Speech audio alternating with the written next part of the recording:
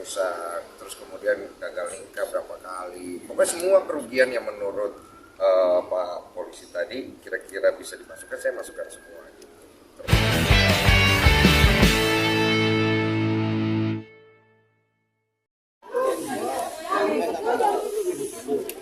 Buset deh.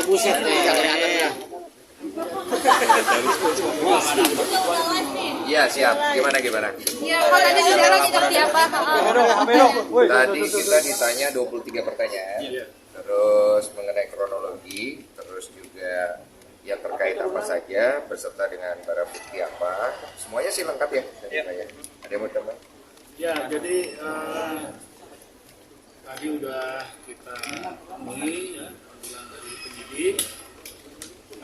Kita sudah sampaikan ada 23 pertanyaan yang sudah dijawab sama Densu, dan kita juga lampirkan bukti-bukti ya, yang terkait dengan konten yang jadi persoalan ini ya.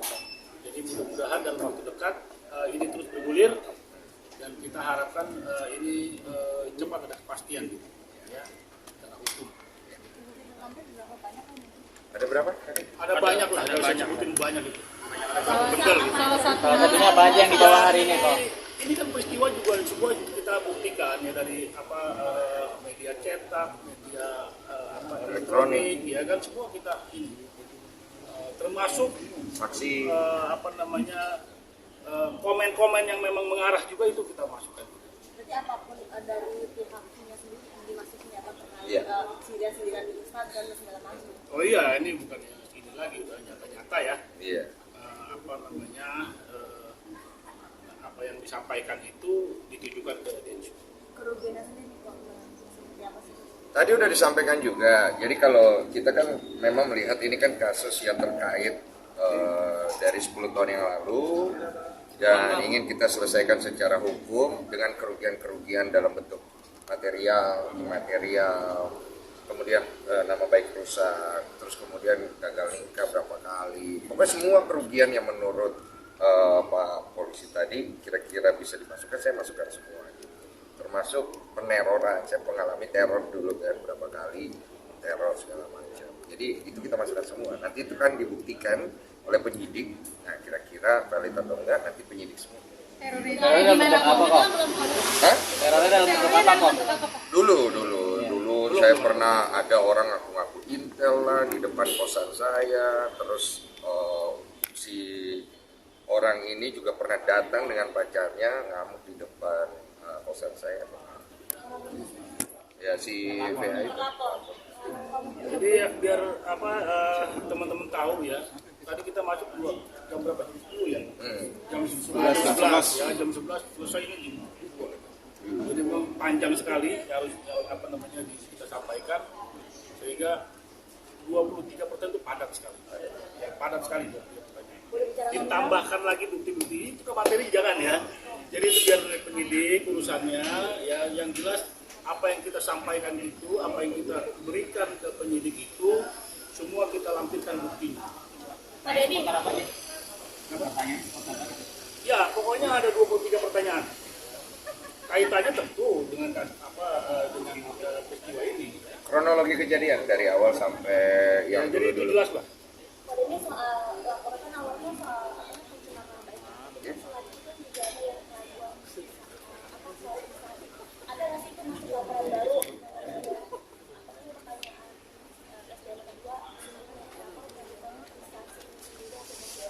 Kita masih fokus di pelaporan pertama dulu. Jadi pelaporan pertama ini yang menjadi fokus kita.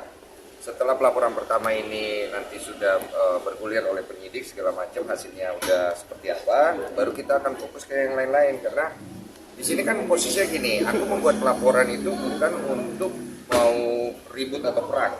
Saya membuat pelaporan untuk membawa kasus publik yang sudah 10 tahun ini untuk diselesaikan secara hukum. Karena kita mau menyelesaikan secara publik dari 2019 itu nggak kelar-kelar juga gitu loh. Jadi isu ini menurut aku cukup mengganggu. Dan kalau ditanya saya merasa dicemarkan gitu.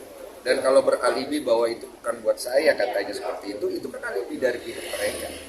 Nanti kita bisa buktikan itulah selama proses penyelidikan dan penyidikan ini kalau dia mau beralibi atau dia mau berdalih itu silakan, itu hak dia. Ya. Tapi yang pasti dari awal kita sudah mau melaporkan ini ke kepolisian dan laporan diterima, kita akan buktikan bahwa ini perkara ini akan terus berlanjut dan ini terpenuhi unsur pidana. Ya, ini kan sebenarnya kan bukan masalah mulai dan memulai apalah. Saya juga nggak pernah ada ngomong nama dia di podcast. Saya juga ceritakan tentang saya punya pengalaman pernah difitnah. Bukan untuk ngejatuhin dia, tapi untuk membangkitkan semangat orang yang saya sedang ngobrol itu yang juga melakukan kesalahan dalam hidupnya. Ya sharing, saya ini mau pakai acuan apa gitu. Yang saya punya kan cuma pengalaman hidup. Saya kan orang pintar. Pernah mengalami banyak hal dalam hidup saya. Inilah ilmu saya yang saya bisa kasih. Tujuannya apa? Tujuannya untuk membantu orang, karena dulu saya pernah mengalami masalah dan saya kepengen membantu orang sebagaimana saya dulu tolong sama Tuhan. Tapi kalau kemudian akhirnya nyinggung beberapa pihak, ya kita harus maklumi juga. Tapi kan kita lihat dari unsur pidananya masuk tidak. Nah, saya kan tidak ada melakukan hal seperti itu, maka dia kalau merasa kan tinggal laporkan. Saya merasa kemarin saya laporkan gitu, dan saya lihat unsur itu bisa masuk dalam unsur pidana dan dibantu oleh kuasa hukum saya, itu kita luruskan secara hukum. Ada di bicara soal pidana sendiri, ini tega maksudnya sampai akhirnya mau memenjarakan. Jadi gini, tujuan kita itu bukan untuk memenjarakan siapa-siapa. Tujuan kita adalah membawa kasus publik ini ke ranah hukum supaya edukasi hukumnya ada. Gitu. Jadi kalau tujuan dibilang Mas Denny tega menjarain orang, enggak. Kalau saya tega menjarain orang, dari 2019 ketika tes DNA pertama itu sudah keluar, secara valid saya sudah difitnah. Tapi saya tidak melaporkan orang itu ke polisi karena saya masih punya hati nurani. Nah, karena sudah seringnya diulang pola-pola ini dan beralih membangun opini, menciptakan asumsi, saya pikir ini arahnya nggak bagus. Nggak bagus buat keluarga saya, nggak bagus buat anak yang dia bilang, anaknya dia yang dia bilang mengalami dampak mental psikologi kan. Nggak ada bagusnya. Jadi kita bawa ke ranah hukum supaya dihukum, diselesaikan dengan baik, jadi edukasi yang bagus. Mau melihat tanggapan pihak sebelah podcast dengan Dr. Richard seperti apa Ini nih? kawan-kawan ya, ini Di Singapura demi gimana, kok? kepastian hukum. Ini demi kepastian hukum ya.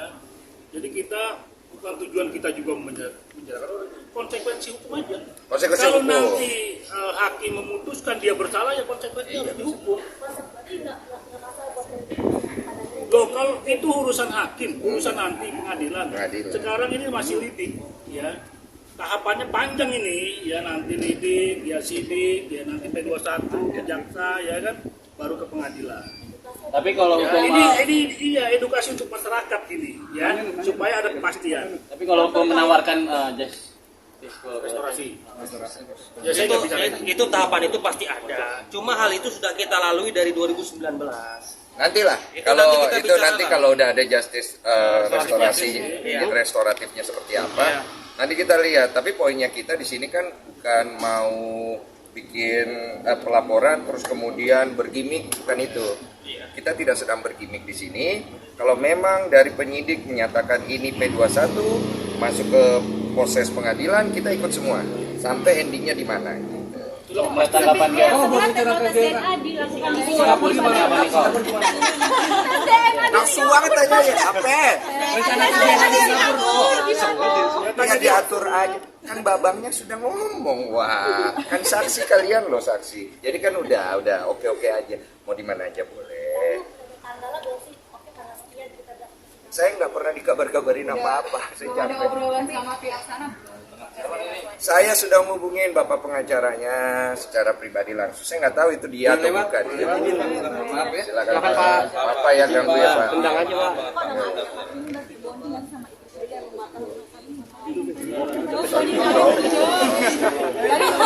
Cakap. Yang mana dulu? Kan udah komunikasi sama pengacara. Udah, saya kan ngomongin, kan waktu itu kan dia bikin klarifikasi press conference. Saya nonton, katanya ngajak untuk duduk bareng, membicarakan itu. Saya bilang ayo diselesaikan, mau tes DNA ayo. Tapi kan kita hubungin, tapi sampai sekarang jadwalnya katanya masih sibuk segala macam. Ya saya mengerti lah, orang kan mungkin punya jadwal. Saya pikir kalau memang serius ya harus selesaikan cepat kan gitu. Karena dari pihak kami kan dari awal ayo. Mau jam itu, jam ini, jam apa. Tapi akhirnya kan dari perkataannya merujuk bahwa ini tes DNA kan kenapa harus merasa. Ini kan belum tentu buat Dini Sumargo, bisa saja buat orang lain. Saya pikir kok arahnya di publik jadi ngawur gini. Jadi kita pikir ya sudahlah, dilaporkanlah secara hukum biar jelas apakah masuk unsur pidananya atau tidak. Oke. Dan kemudian masalah tes DNA ini kalau dia merasa bukan buat saya, ya sudah nggak usah tes DNA. Nanti kalau dari pengadilan memutuskan ada tes DNA lagi, kita ikut pengadilan aja. Beres kan? Gitu. Karena kan dari gua pribadi dari awal dia meminta tes DNA secara publik untuk adu ayam lah istilahnya, adu publik gitu kan. Oke. Tes DNA pertama aja gue yang nyari. Ayo tes DNA segala macam. Untuk menyelesaikan masalah ini. Gini loh, satu orang pengen nyelesain masalah, yang lain tidak terlihat ingin menyelesaikan masalah. Tidak akan selesai masalahnya. Dan kalau tidak dipayungi oleh hukum, tidak ada tengahnya ini, tidak kelar-kelar ini barang. Capek gitu loh. Yang untung kan kalian. Apa itu? Bonding kamu dengan aku. Dengan adanya kasus ini. Ya bonding baik-baik saja. Istri juga terlihat sangat support banget. Cuma yang gue khawatirkan kan kita juga punya planning secara suami istri untuk kedepannya dan lain-lain. Ya gue nggak mau terganggu aja. Gitu. Karena gue sebagai kepala rumah tangga punya tanggung jawab. Gitu. Dengan adanya masa lalu gue yang kembali di up, saya harus nunjukin sikap. Karena seorang laki-laki itu pernah bikin salah harus bisa tanggung jawab. Maupun di sini orang mungkin melihat saya, wah Mas Denny udah benar segala macam, bukan itu fokus saya. Fokus saya adalah saya ingin orang tahu kalau saya tanggung jawab sebagai kepala rumah tangga. Kesehatan dari si Oli. Iya.